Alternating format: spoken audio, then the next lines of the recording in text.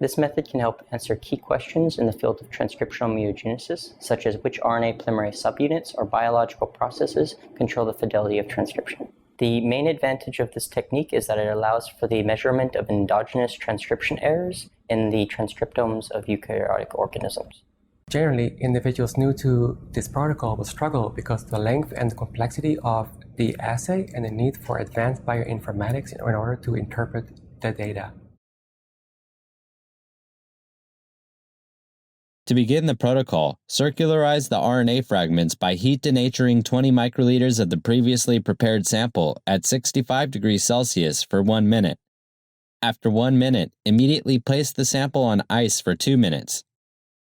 Next, add 4 microliters of 10x T4 RNA ligase buffer, 4 microliters of 10 millimolar ATP, 1 microliter of RNase inhibitor, 1 microliter of nuclease-free water, and 8 microliters of 50% polyethylene glycol, or PEG. Then mix the sample thoroughly by vortexing. Then add 2 microliters of 10 units per microliter of T4 RNA ligase 1.